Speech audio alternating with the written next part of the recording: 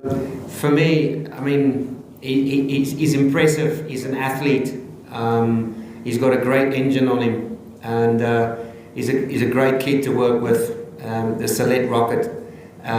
So I love working with him. I think he's a wonderful talent. Well, he's blown the house down.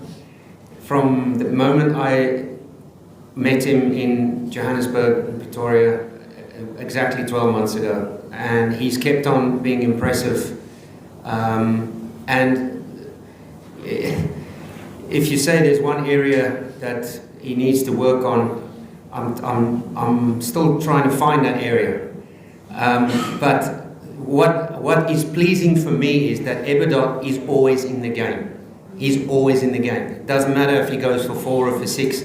You know that he's in the wickets column every single game. And he's that kind of bowler that is up there 145, 148 at times, where you know that pace factor will have a massive impact on the game. And he showed that again the other night. So for me, I mean, he's impressive. He's an athlete. He's got a great engine on him, and he's a great kid to work with. The Select Rocket. So I love working with him. I think he's a wonderful talent. From a guy who's won a fast bowling competition to where he is now, he could consistently becoming a member of all 3 formats and in the game. So I stay close to not just to him but to all of them. We're working on small things, more tactical than anything else. The one thing that we want to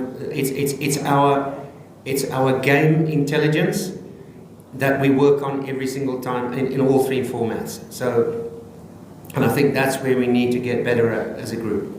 Nafiz, you can answer that. Yeah, look, I'm not pretty sure. To be honest with you, I'm not quite sure when they leave and when we'll see them again, or when we'll see them at Chelmsford.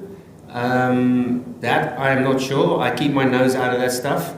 My job is to work here, and that's about it. So I'm not really going to elaborate on that. And when players go and come back, I'm not sure. To be honest with you, that's my answer. I'm not sure when we'll see them. Bowling group, yeah. So when I first met this group, and you don't want to just come in and ask questions. For me, it was to sit back and just listen, and then to ask questions. And on a personal level, to ask every single person or every individual where their game's at, what do they need from me, what do they think the group needs to do better, and then I think that once we started to offload the shackles of the fear of failure, the fear of disappointment, more worried about the outcome than competing. So at this level, if you're worried about you're going to get picked again tomorrow, you're in the wrong place. So we needed to get that way of thinking out the window. So for me then, I could then focus on mindset. What is at this level, it's all about mindset. It's all about fiercely being competitive, fiercely.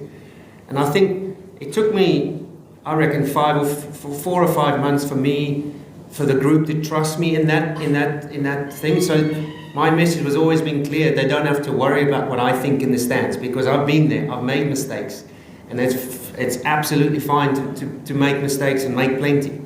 But I think the more that got rid of it, this is the growth that we've seen now that's coming through, is now we're aggressive, we're taking the game on, we're taking our opposition on, we're competing in the right areas.